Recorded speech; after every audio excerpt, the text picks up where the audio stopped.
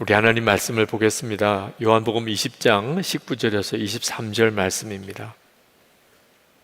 요한복음 20장 19절에서 23절 말씀을 교독하겠습니다. 저와 여러분이 한 절씩 교독하겠습니다. 이날 곧 안식 후 첫날 저녁 때에 제자들이 유대인들을 두려워하여 모인 곳에 문들을 닫았더니 예수께서 오사 가운데 서서 이르시되 너에게 평강이 있을지어다. 이 말씀을 하시고 손과 옆구리를 보이시니 제자들이 주를 보고 기뻐하더라. 예수께서 또 이르시되 너에게 평강이 있을지어다. 아버지께서 나를 보내신 것 같이 나도 너희를 보내노라. 이 말씀을 하시고 그들을 향하사 숨을 내쉬며 이르시되 성령을 받으라. 다 같이 너희가 누구의 죄든지 사하면 사하여질 것이요 누구의 죄든지 그대로 두면 그대로 있으리라 하시니라. 아멘. 성도 여러분, 우리 성령 집회 때 성령을 주제로 말씀을 나누는 이때 이 기간에 아주 정확하게 성령의 역사를 체험하고 성령의 사람이 되시고 그리고 이제부터 성령님과 동행하는 삶을 살게 되기를 진심으로 축복합니다. 우리 모두가 다 성령의 역사하심을 갈망하고 또 그것 때문에 우리가 모일 때 가장 성령의 역사를 눈뜨고 체험하게 되기가 좋은 때입니다. 그저 성령 집회 때만 생각하지 마시고 이 성령 집회를 전후로 해서 여러분의 삶 속에 끊임없이 여러분과 함께 하시는 성령의 역사를 기대하고 사모하고 구하시고 그리고 성령께서 역사하시도록 여러분 자신을 계속 믿음으로 내어드리고 성령의 감동이 있으면 어떤 일이든지 순종해 보시기 바랍니다. 기도하라 그러면 기도하고 성경 보라 그러면 성경 보고 무릎을 꿇으라 그러면 무릎을 꿇고 누구에게 가서 말을 걸라 그러면 말을 걸고 돈을 그 사람에게 주라 그러면 주고 하여튼 성령께서 여러분의 마음에 역사하신다고 느끼면 계속 순종해 보시기 바랍니다. 꼭 금요 성령 집회 때만 강한 성령의 체험을 하시는 것은 아니게 될 겁니다. 성령 체험을 하신 것을 가지고 성령 집회 때 오시게 될 겁니다. 여기서 여러분이 한 주간 동안에 강한 성령의 체험을 하셨던 것들을 간증하실 수 있는 시간을 이제 하나님이 기회를 열어주실 거라고 생각이 듭니다.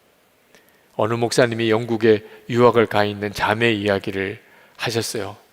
편지가 왔는데 참 놀랍더래요. 영국 유학 가서 향수병이라고 그러죠. 갑자기 집에 돌아가고 싶은 거예요. 그렇지 않겠습니까? 그 낯설고 물설은 그 외국에 가서 거기서 혼자서 공부를 해야 되는데 그리고 영국 사람 집에 거기서 그 하숙같이 지내면서 그러니 얼마나 부모님 보고 싶고 형제 보고 싶고 교인들 보고 싶고 친구들 보고 싶고 한국 음식 먹고 싶고 그랬겠습니까? 어느 날은 못 견디겠더래요. 공부고 뭐고 다 때려치우고 당장 한국으로 가고 싶더래. 어디 가서 막 울고 기도를 하고 싶은데 학교 가서도 못하겠고 집에 와서도 남의 집이니까 안 되고 그게 더 정말 가슴이 터질 것 같으더래요. 그런데 집주인인 영국 사람이 여행을 다녀오겠다고 집에 이제 혼자 있게 된 겁니다. 문을 다 걸어 잠그고 창문도 다 내리고 바깥으로 소리가 나가면 그것도 문제가 될까 봐. 그리고는 방에서 소리 지르며 기도를 한 거예요. 하나님 못 견디겠어요. 나 이제 집에 갈래요. 공부도 뭐고 다 때려치울래요. 당장 짐 싸서 가고 싶어요. 막 소리를 지르고 기도하는데 세상에 그런 중에 성령이 임한 거예요. 이 자매에게 방언이 터져 나오는데 자기가 생전 듣지도 보지도 못하고 무슨 말로 자기가 기도하는지도 모르겠는데 눈물만 그렇게 쏟아지더래요. 방언으로 이 방 저 방을 막 다니면서 방언으로 기도하고 그러다가 갑자기 춤을 추면서 그렇게 기쁨의 마음이 일어나더래요. 막 거실이고 방이고 다니면서 막 덩실덩실 춤을 추면서 찬양하고 그렇게 몇 시간 동안을 방언으로 기도하고 춤추며 찬양하고 그렇게 성령을 받은 거예요. 혼자서 그냥 기도하다가. 그리고 목사님에게 넉 장에 걸친 편지를 썼습니다. 그 편지 내용의 핵심은 목사님 저 영국에 와서 여기 하숙집에서 이렇게 기도하다가 제가 성령 체험했습니다. 그런데 너무 마음이 기쁩니다. 너무 감사합니다. 이제는 집에 돌아가고 싶은 마음도 다 없습니다. 이제는 공부할 힘도 생겼고, 그리고 내가 왜 이렇게 기쁜지 설명할 방법이 없다. 목사님 걱정하지 마십시오. 이제 그런 편지를 쓰신 것을 책 속에 기록하셨어요. 왜 성령을 받아야 되나? 왜 우리에게 성령이 필요한가? 그 자매의 이야기로 한마디로 설명이 될 것 같아요. 환경 안 달라져도, 사람 안 바뀌어도, 내 처지는 여전히 문제가 많아도, 그러니까 우리가 그런 환경이나 사람 여건 때문에 침체되고 있는 게 아니라는 겁니다. 답답하고 죽겠고 두렵고 예수 믿는 것이 진짜 복인가? 복음은 진짜 능력인가? 그 의심도 되고 다 이유가 있어요. 우리가 하나님의 계획대로 성령의 충만함으로 그렇게 살지 않고 있으니까 그렇게 힘들고 어려운 거예요. 막달라 마리아가 그렇게 주님으로부터 치유받고 귀신 다 떠나고 인생이 완전히 달라졌는데 그 예수님이 십자가에 죽으신 거예요. 그러니 마리아의 마음이 얼마나 무너졌겠습니까? 예수님이 부활하실 거라는 것에 대해서는 꿈에도 생각을 못했습니다. 그저 무덤에 계신 예수님 시신에 향유라도 발라드리려고 갔다가 부활의 주님을 만났어요. 그리고는 마리아의 분위기가 완전히 달라졌습니다. 뛰어서 제자들에게 가서 예수님 부활하셨다고 부활의 첫 증인이 됐죠.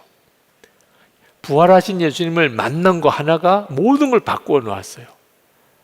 마리아만 아니고 제자들도 마찬가지였습니다. 제자들은 예수님 십자가에 죽으시고 무덤에 묻히시고, 제자들은 두려움으로 좌절감으로 문 다 걸어 잠그고 숨어 있었습니다. 그때 부활의 주님이 나타나셨어요. 문을 다 잠궜는데 주님이 그 한가운데, 제자들 있는 가운데 들어오셨어요. 제자 뒤집어지는 줄 알았죠. 부활의 주님을 만나면 모든 게 달라져요. 예수님께서 그 제자들을 사도로 다시 세우셨습니다. 예수님 버리고 도망가고 예수님 3번이나 부인하고 그랬던 제자들을 예수님은 다시 사도로 세우셨어요. 속죄의 권세를, 그들이 전하는 복음을 전할 때 속죄의 권세를 주셨어요. 여러분, 우리 인생은 환경 때문에, 사람 때문에, 여건 때문에 우리가 힘들고 지치는 게 아닙니다. 부활의 주님을 만나지 못했기 때문에, 부활의 주님과 동행하고 있지 않으니까 그래서 힘들고 지치는 거예요. 그런데 예수님께서 제자들에게 그들을 다시 이제 사도의 사명을 주시고, 그리고 속죄의 사명도, 속죄의 권세도 주시고, 제자들은 부활의 주님을 만나고 완전히 충격을 엄청 받았죠. 근데 주님의 계획은 훨씬 더 큰 데 있었어요. 부활의 주님을 만나는 정도만 아니고 그보다 훨씬 더 큰 충격적인 사건을 준비해 두고 계셨어요. 그게 뭐냐면 성령을 그 제자들에게 보내주시는 것이었습니다. 22절에 이 말씀을 하시고 그들을 향하사 숨을 내쉬며 이르시되 성령을 받으라. 예수님께서 그 모인 제자들에게 부활의 주님을 보여주시면서, 당신이 부활하신 것을 보여주시면서 그들에게 말씀하시기를 성령을 받으라, 그렇게 하십니다. 이 부활의 주님을 만난 것도 충격인데 그보다도 엄청난 충격을 주님이 이제 제자들에게 주시는 거예요. 그게 성령을 받는 거예요. 오늘 우리가 성령을 사모하는 것은 바로 그걸 말하는 것입니다. 주님은 제자들에게만 아니고 이 자리에 계신 여러분 모두, 영상으로 지금 이 집회에 참여하는 여러분에게도 성령을 받으라 하고 역사하시는 분이십니다. 그 은혜가 우리에게 있어야 합니다. 성령이 임하면 확 달라져 버립니다. 제가 서울의 어느 교회 부흥회를 갔는데 그 교회 교인이 아니신 남자 집사님 한 분이 시간 참석을 하세요. 새벽 기도, 그 다음 낮 집회, 저녁 집회 만나보니까 직장 아주 휴가 내고, 그리고 그 교회 옆에 거기 있는 여관에다가 방을 잡아놓고, 그리고 부흥회를 참석하시는 거예요. 자기 교회 부흥회도 아닌데. 근데 그 집사님이 그렇게 기도원에 가는 마음으로 부흥회에 참석하시는 이유가 있었어요. 그것은 직장 사표를 내려고 하는 겁니다. 도무지 더 이상 직장 생활 못하겠다고 생각이 들었어요. 신앙생활도 제대로 못하겠고, 그리고 마음에 상하는 것도 너무 많고, 내가 이 직장 계속 다녀야 되나 너무너무 고민이 많은 겁니다. 그래서 사표 쓰기 전에 하나님 앞에 기도라도 하자. 그래서 부흥회 열린다는 소식을 듣고 아예 직장에서 휴가를 얻어가지고 부흥회 참석하신 겁니다. 근데 부흥회 마지막 날 낮집회 끝나고 이제 그 이야기를 하세요. 자기가 이 옆에 숙소를 아예 잡아놓고 부흥회에 참석하고 이 교회 교인이 아니라는. 그러면서 하는 이야기가, 목사님 저 사실 부흥회에 참석할 때는 직장 이번에 기도하고 사표 쓰려고 그렇게 마음을 먹었는데 제 부흥회 끝나고 다시 직장으로 돌아갑니다. 사표 안 쓸 겁니다. 하나님께서 이 직장을 내 사명지로 주셨고, 직장에 있는 그 직원들, 그렇게 자기에게 힘들게 하는 직원들이 다 하나님이 자기에게 맡긴 영혼이고, 그 사실을 이번에 부흥회에 참석하고 기도하면서 확 마음에 하나님이 확신을 주시더라고요. 그래서 이제는 오히려 30분 전에 출근해서 직장 동료들 다 나오기 전에, 그래서 직장 사무실에서 혼자서 하나님 앞에 30분 동안 하나님께 기도하겠다. 이 직장의 복음화를 위해서, 그리고 다 예수 믿게 되기를 위해서. 여러분, 성령을 받고 나니까 생각도 달라지고 문제를 보는 관점도 달라지고 다 달라져 버려요. 이 일이 오늘 여러분에게 주님이 이루어지게 하기를 원하시는 거예요. 여러분이 주님 그리하소서, 저에게 정말 그리하소서, 여러분이 정말 마음을 열고 주님의 뜻을 받으시기를 바랍니다. 성령님은 도대체 어떤 분인가? 보혜사라고 예수님이 말씀하셨습니다. 헬라어로는 파라클레이토스라고 위로자, 상담자, 조력자, 뭐 그런 뜻입니다. 우리가 문제가 있으면 상담 받으러 가잖아요. 저도 여러분들이 오셔서 상담을 요청해 오셔서 목사님들 중심으로 이렇게 상담을 해드리기도 합니다. 그 말은 무슨 뜻이냐? 성령님은 아주 인격적인 분이라. 우리가 상담실을 녹화해서 저 상담하기를 원합니다 하는 것과 똑같이 성령님은 우리를 상담해 주시는 분, 우리의 신앙적인 문제, 고민, 답답함 해결해 주시고 풀어 주시고 도와주시는 분, 그런 분으로 여러분 안에 오신 거예요. 그러니 여러분 안에 이미 여러분의 도와줄 하나님이 여러분 안에 와 계시다는 거, 여러분이 진짜 믿으셔야 돼요. 우리는 성령을 모시고 사는 사람입니다. 그냥 혼자서 열심히 신앙생활을 하는 게 아닙니다. 성령님은 도대체 우리를 어떻게 상담해주고 무엇을 도와주시나? 성경에 성령님에 대하여 사도 바울은 보증이라는 단어를 쓰셨어요. 하나님이 우리에게 구원의 보증으로 주셨다. 무슨 뜻이냐면 예수 그리스도 안에서 하나님이 우리에게 허락하신 모든 은혜, 그 모든 은혜를 우리가 다 받아 누리고 그렇게 살게 될 것이라는 담보로 주신 분이 성령이라는. 다시 말하면 성령이 오신 사람은 예수 그리스도로 인하여 하나님이 주신 모든 은혜가 이제 그에게 누려지고 그가 믿어지고 그가 실제로 체험되고 그렇게 살게 될 것이다. 그 뜻이에요. 그러니까 여러분 안에 성령님이 계시다. 내 안에 성령님이 계시구나. 그건 무슨 뜻이에요? 성경에 나오는 모든 체험, 모든 진리 다 믿어지고 체험되고 누려지고 하나님의 나라를 내가 소유하게 되고 이 땅에서 천국을 살고 그렇게 될 것이다. 그런 보증으로 주셨다는 여러분 안에. 할렐루야. 얼마나 놀랍습니까? 그분이 지금 여러분 안에 와 계신 거예요. 성령님이 우리에게 주시는 것은 크게 두 가지인데 하나님의 계명을 지킬 수 있는 힘이 되어 주세요. 성령님이 우리 안에 오셨기 때문에 우리가 하나님의 말씀대로 살 수 있게 되는 겁니다.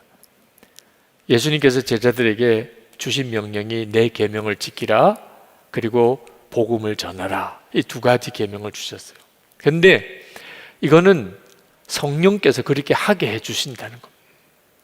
제자들이 노력하고 열심히 애를 써서 그 일을 감당하는 게 아니고 성령께서 오셔서 하나님의 계명을 지키고 복음을 전하게 해주신다는 거예요. 요한복음 15장 15절에 너희가 나를 사랑하면 나의 계명을 지키리라. 지키거라가 아니고 지키리라. 이건 정말 너무나 놀라운 말씀이에요. 계명을 지키거라. 그러면 엄청 부담스럽죠. 이제 지켜야 될 거예요. 우리가 지켜야 하는 겁니다. 그런데 주님은 말씀하셨어요. 성령이 이제 우리 가운데 임하시면 우리가 주님을 뜨겁게 사랑하게 되고 주님을 뜨겁게 사랑하게 되면 주의 계명을 지키리라. 지키게 될 거라는 겁니다. 아직도 하나님의 말씀을 제대로 지키고 살지 못하는 분이 계십니까? 곧 지키게 될 겁니다. 그 사실을 여러분이 믿고 고백을 해야 돼요. 내가 이제 하나님의 말씀대로 살게 돼. 그건 교만한 말이 아니고 성령님을 진짜 의지하게 됐다는 겁니다. 자, 복음을 전하라. 그것도 명령 같지만 사실 성경을 엄밀히 말하면 그것도 약속이에요. 사도행전 1장 8절에 성령이 임하시면 내 증인이 되리라. 내 증인이 되거라가 아니고 내 증인이 되리라. 성령이 임하시면. 그러니 하나님의 계명을 지키고 복음을 전하고 그 모든 것이 우리 안에 성령님이 오셔서 그렇게 하게 해주시는 거예요. 두 번째가 주님과 친밀히 동행하게 해주십니다. 성령님이 하시는 일이에요. 요한복음 14장 20절에 그날에는 내가 아버지 안에 너희가 내 안에 내가 너희 안에 있는 것을 너희가 알리라. 예수님이 내 안에 내가 예수님 안에 예수님이 아버지 하나님 안에 계신 것처럼 우리도 예수님과 함께 주님은 내 안에 나는 주님 안에 이렇게 살게 돼요.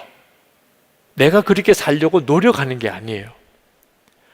그렇게 된 것을 너희가 알리라 그렇게 말씀하셨어요. 이것도 정말 얼마나 놀라운 약속인지 모릅니다. 우리가 주님 안에 거하고 주님은 내 안에 거하시는 것을 너희가 알리라. 성령님이 그렇게 해주신다는 거예요. 지금 우리 교회 안에 성령의 바람이 불고 있습니다. 목사님 무슨 바람이 분다고 그러세요? 그냥 에어컨 바람이나 불까? 그러시는 분들도 있으실 거예요. 전혀 뭐 느낌도 없고 목사님이 좀 과장이 심하시네 그런 분들도 있으실 거예요. 실제로 전혀 아무것도 느껴지지 않는 분이 있으실 겁니다. 저는 성령의 바람이 일어나고 있음을 느껴요. 너무 명확하게 느껴요. 혹시 여러분 지금 영적으로 답답하신 분이 있습니까? 너무 답답해.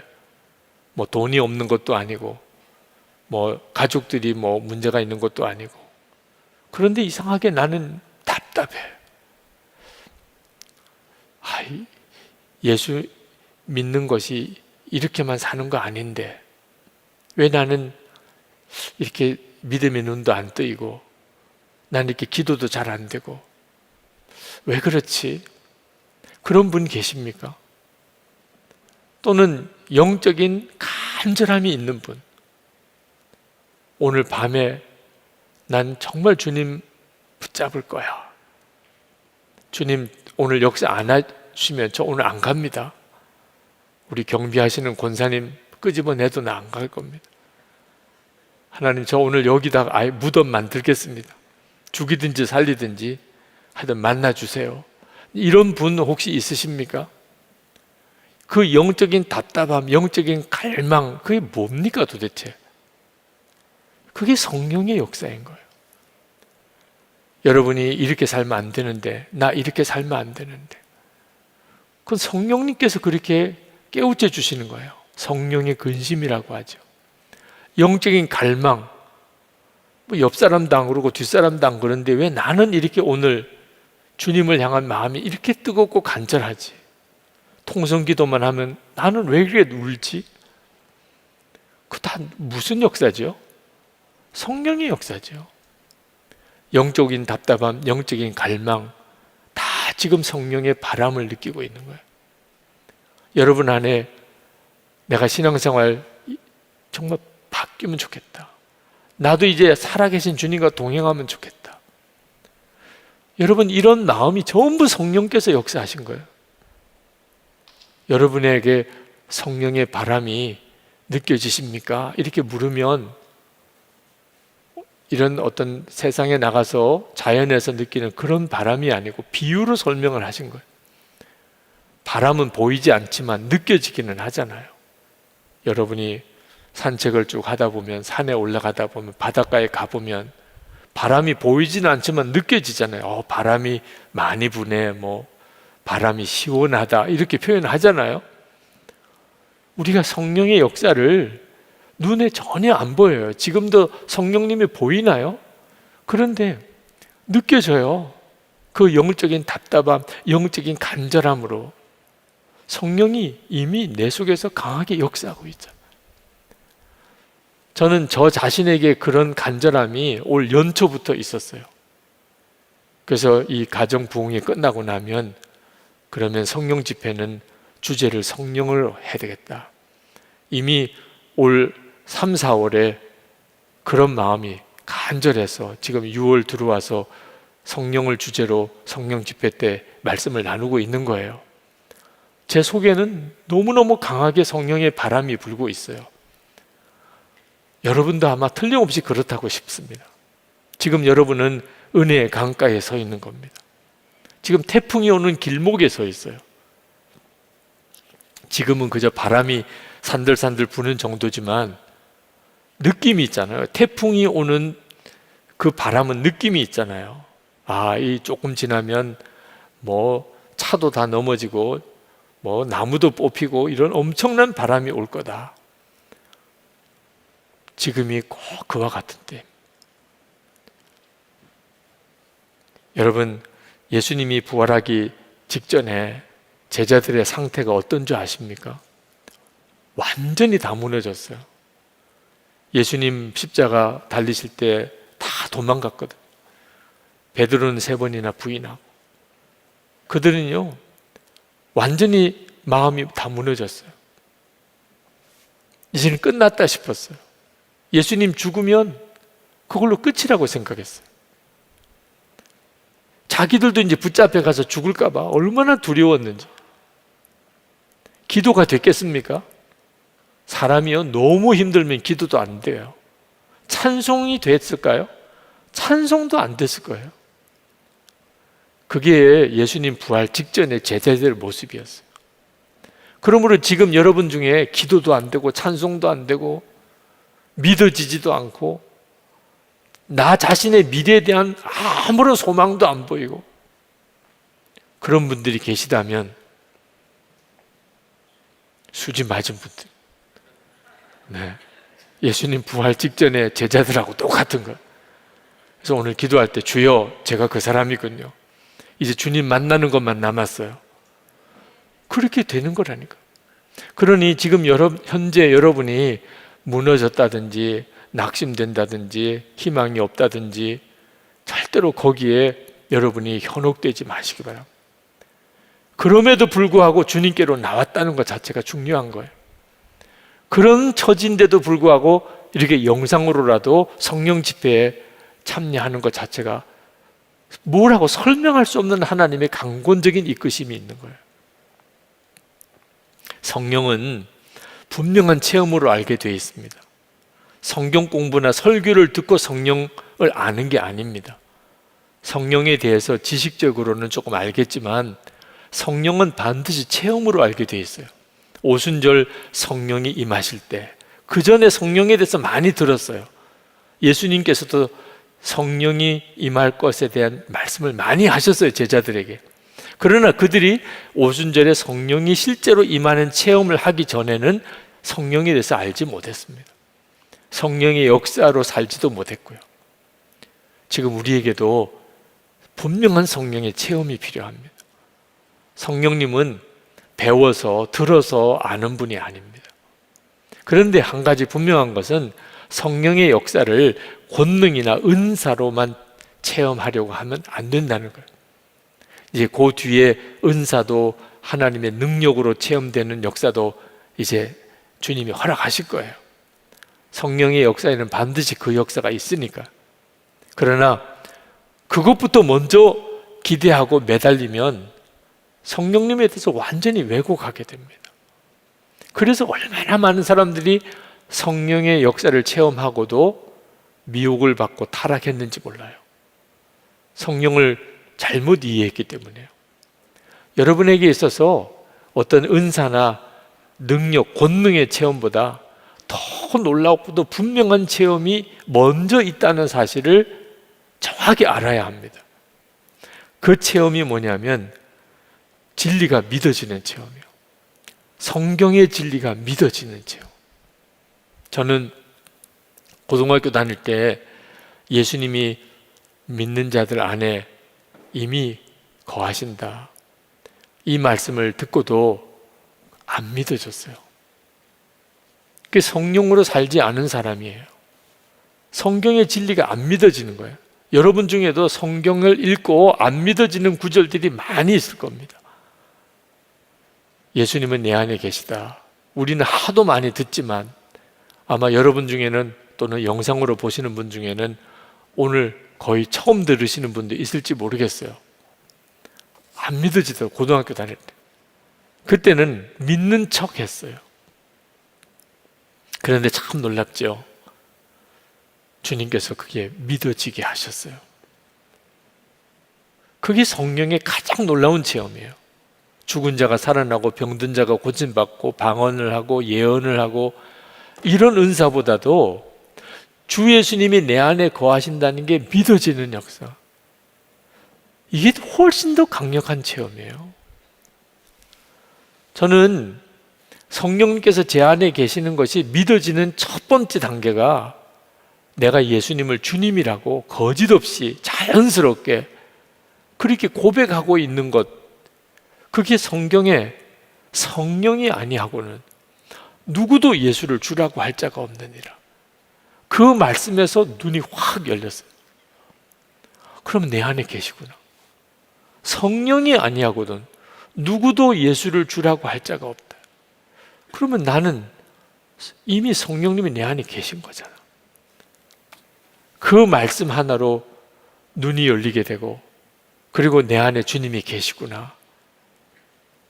이게 다 성령의 역사예요.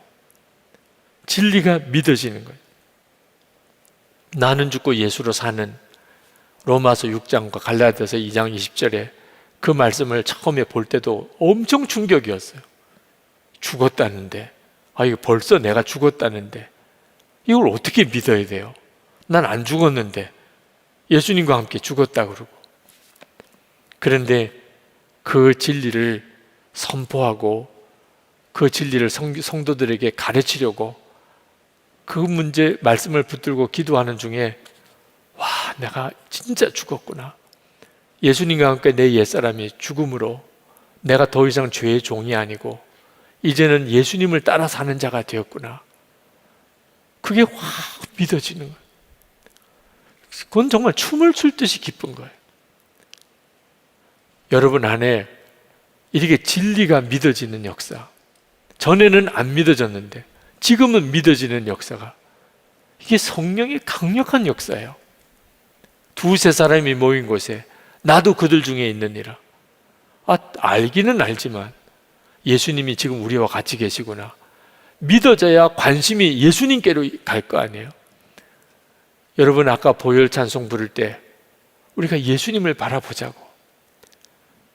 그러나 눈에 보이는 분이 아니니까 자꾸 기도회를 인도하는 목사 바라보고, 그리고 함께 자리한 성도들 바라보고, 찬양 인도하는 찬양팀 바라보고, 그러면 우리는 그냥 사람들 모이는 집회에만 참석한 거지 주님의 역사를 경험할 수가 없거든요. 그런데 그게 믿어지는 거예요. 그때부터는 무슨 조그만 기도 모임이든지 또는 많은 성도들이 모인 집회든지 그건 더 이상 중요하지가 않아요. 성도들이 함께 모여서 찬송하고 기도하는 그것만으로도 너무 감사해. 왜? 그곳에 주님이 함께 계시니까. 내가 하는 일을 그도 할 것이요. 이것도 안 믿어지는 말씀이에요. 나를 믿는 자는 내가 하는 일을 그도 할 것이라. 우리가 어떻게 예수님이 하시는 일을 해요? 말도 안 되지. 그런데 나는 죽고 예수로 사는 십자가의 복음이 믿어지고 나면, 내가 예수님의 생명으로 사는 사람, 그러니까 주님이 하시는 일을 내가 하는 게 뭐가 이상해요? 나는 죽고 예수로 살고 주님은 포도나무고 나는 가지고, 그러니 당연히 주님은 나를 통해서 일하시죠. 이게 믿어지는 거예요. 내 양은 내 음성을 들으며, 나는 한 번도 주님의 음성 못 들었다고. 그런 분들이 너무너무 많아요. 그런데도 실제로 가만히 이야기 들어보면 주님의 음성 듣고 지금까지 신앙생활에 오는 거예요. 이것도 귀가 열리는 거죠. 성령께서 그 사실이 믿어지게 하는 거예요. 내 마음속에 갑자기 주시는 주님의 음성으로 기도에 참석해라. 너 이렇게 살면 안 된다. 너 용서해라. 너 사랑해라. 너가 먼저 무릎 꿇으라. 주님의 음성 안 들은 성도가 누가 있어요? 여러분, 이미 여러분 안에 엄청난 성령의 역사들이 일어나고 있어요. 우리가 그 사실을 무시하고 깨닫지 못하고, 그리고 그것을 중요하게 여기지 않으니까 성령의 역사가 계속 일어나는데도 우리 스스로가 전혀 엉뚱한 쪽에만 관심을 가지고 사니 성령께서 폭발적인 일을 못 하시는 거죠. 그런데 이제 우리가 우리 안에서 일어나고 있는 성령의 역사, 특히 기적 행하는 것보다 더 중요한 진리의 영이신 성령께서 성경의 진리가 믿어지게 하는 역사가 내게도 일어나고 있구나. 이 사실을 여러분이 깨닫게 되면서부터 이제부터 우리가 모일 때마다 성령의 역사는 점점 더 강력하게 일어나는 거예요. 성령께서 제자들에게 임하실 때 제자들은 준비된 사람들이었어요.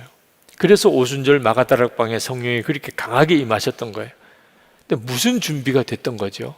그건 실패자라는 뜻이었어요. 마가다락방의 120문도 그들은요, 우리 힘으로는 아무것도 못해. 우리는 그렇게 예수님을 따라다녔지만 마지막에는 다 예수님 버리고 도망갔던 사람이야. 우리가 뭐 할 수 있어?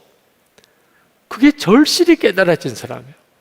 자기들이 뭐라도 조금이라도 할 수 있다는 생각 하나도 없었어요. 그러니까 주님이 너희들 예루살렘 떠나지 말고 내게 들은 바 약속하신 하나님의 약속하신 성령을 기다리라. 그래서 그들이 열흘 동안 전심으로 기다렸던 거예요. 대책이 없는 사람이니까. 뭐라도 그래도 뭐 할 수 있을 거라고 생각한 사람들은 다 아마 일 찾아서 나갔을 거예요. 그 대책이 없는 사람, 실패자 중에 실패자. 그러니까 그들이 오직 성령님만 사모한 거예요. 그리고 그들에게 성령이 임한 거예요. 그리고 성령의 사람이 되고 그들이 강력한 전도자, 사도들이 된 거죠. 그러니 여러분 중에도 실패자 중에 실패자, 나를 향하여 하는 말이구나 깨달으신 분은 오늘 하나님의 계획이 있는 사람이에요. 하나님 저 아시잖아요. 저는 진짜 무능력이 충만해요. 그 정말 복된 사람이에요. 네, 무능력이 충만한 사람. 주님 기다리는 사람. 자기가 뭘 그래도 해볼 수 있다. 이런 사람은요, 아마 다음 주에 안 나와요. 이런 사람들은 기도를 했다가 안 했다가 했다가 안 했다가, 그러니까 결국 하나님이 역사를 못 하세요. 아무것도 할 수 없다. 이제는 주님의 역사만 기다린다. 그 사람이 준비된 사람이에요. 그게 오순절 마가다락방의 제자들이었어요. 그리고 성령이 그들을 사로잡으신 거예요. 여러분 중에 나는 대책도 없어요. 나는 갈 데도 없어요. 가진 것도 없어요. 나는 완전히 패배자예요. 그럼 이제 한 가지 길이 남은 거예요. 이제는 완전히 성령께서 사로잡으시는 사람이 되는 거죠. 성령의 사람 중에 스미스 위글 스위스라고 하는 대단히 유명한 목사님이 계세요. 강력한 신유 사역자세요. 병든 자를 고치는 사례는 너무 많아서 예를 들 수가 없어요. 죽었다가 그 목사님이 기도해서 다시 살아난 사람만도 14명을 꼽아요. 그러니 그 보통 분이 아니죠. 이런 강력한 성령의 역사가 나타났던 목사님인데, 이 목사님이 처음에는 정말 아무것도 못하시는 분이셨어요. 그 사모님이 오히려 설교를 잘하셨어요. 그 사모님이 이 목사님 설교시키려고 얼마나 애를 썼는지 몰라요. 그래서 당신도 설교할 수 있어요. 당신도 잘할 수 있어요. 내가 기도하고 있어요. 이번 주일에는 당신은 설교하세요. 그래서 스미스 위글스워스 목사님이 알았어, 내가 그러면 한번 해보지. 그래서 설교문도 쓰고 다른 목사님의 설교문도 참고해서 설교문을 완성하고 그걸 몇 번 읽어보고 또 외우기도 하고, 그리고 이제 강단에 올라가서 설교문 들고 이제 읽기만 하면 되는 거예요. 근데 그때 그 스미스 위글스워스 목사님이 그 강단에 서서 서기까지는 했어요. 그리고는 설교 못하겠습니다. 저 대신에 다른 사람이 하면 좋겠습니다. 그러고는 내려오시는. 그러니 사모님이 대신 올라가서 설교하시고. 그러니 얼마나 답답해요. 그 스미스 위글스워스 목사님이 자기는 아내가 설교하면 애 보는 거는 잘한대. 그거는 자기 적성에 맞대. 자기는 누가 이렇게 영접기도 해달라고 해서 나온 사람, 그 한 사람 놓고 예수님을 영접시키고 영접기도, 그거는 자기는 할 수 있겠대. 근데 사람들 앞에 나가 설교하는 거는 정말 자기는 못하겠대. 입이 안 떨어진다는. 이분이 성령 받고 그리고 설교를 하기 시작한 거예요. 그래서 스미스 위글스워스 목사님은 설교하는 것만 가지고 이분은 이미 성령 충만해요. 자기가 이미 설교를 얼마나 자기가 못하는 사람이었는지를 알았기 때문에, 자기가 이렇게 사람들 앞에서 하나님의 말씀을 전하는 것만 가지고도 와, 성령님의 역사구나, 성령님이 지금 내 안에 역사하시는구나, 그게 너무 분명하게 믿어지는 거예요. 그 다음에 기도할 때는 믿음이 정말 충만한 거죠. 지금 주님은 역사하신다. 내가 설교했잖아. 주님은 지금 역사하신다. 그렇게 해서 성령의 역사가 강력하게 일어났던 분이에요. 우리가 다 지금 그런 성령의 강력한 역사를 체험하고 있는 사람들입니다. 주님이 함께 계신 게 믿어지고 예수님을 주님이라고 고백하고 하나님을 아버지라고 부르고 전부 다 성령의 역사예요. 성령이, 부활의 주님이 제자들을 만나 주셨지만 왜 성령이 임하시는 게 필요했을까? 제자들은 충격을 받았는데 예루살렘은 조용했어요. 성령이 임하시니까 예루살렘이 뒤집어졌어요. 마가다락방에 성령이 임하니까 예루살렘 전체가 뒤집어졌어요. 이게 비교가 안 되는 역사죠. 그런데 예루살렘은 뒤집어졌는데 요엘서의 예언, 요엘서 2장 28절 29절, 그 후에 내가 내 영을 만민에게 부어주리니 너희 자녀들이 장래일을 말할 것이며 너희 늙은이는 꿈을 꾸며 너희 젊은이는 이상을 볼 것이며 그때 내가 또 내 영을 남종과 여종에게 부어줄 것이며, 이 요엘서에 성령이 부어지겠다는 약속은 오순절 마가다락방에 성령이 임한 것으로만 해결되지 않아요. 예루살렘은 뒤집어졌는데 우리 한국은 조용했잖아요.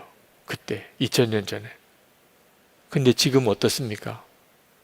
전 세계 곳곳에서 성령이 부어지고 역사하잖아요. 시대가 이렇게 가고 있어요. 지금 우리 안에 성령의 바람이 불고 성령에 대한 사모함이 생기고 성령을 갈망하는 것은 어떤 앞으로 하나님의 역사를 이루어 가실지 상상이 못 되는 일이에요. 그러나 한 가지는 분명해요. 주님이 굉장히 놀라운 일을 하시려고 하시는구나. 여러분이 개인에게도, 교회에도, 한국 교회에도 오늘 이 밤에 여러분들이 그렇게 준비된 자로 하나님의 역사에 사로잡히게 되기를 축복합니다. 우리 지난주 성령 집회 끝나고 불렀던 찬양 오늘도 부르고 싶어요. 성령이여 강림하사, 우리 그 찬양을 부르고 우리 기도하실 텐데, 이 찬양을 부르는 중에 기도하고 싶으신 분이 있으면 기도하셔도 돼요. 성령이여 강림하사, 이것 자체가 기도인데, 그죠? 이 찬양 중에 기도할 마음이 생기면 기도하셔도 됩니다. 제가 3번 기도를 인도하겠지만 여러분들은 성령의 이끄심을 따라 기도하셔도 되겠어요. 3번 기도가 다 성령의 역사를 갈망하는 기도니까요. 우리 다 같이 이 시간에 마음을 정말 활짝 열고 성령님께서 여러분에게 마음껏 역사하시도록 마음을 열고 찬양으로 먼저 기도를 올려드립시다.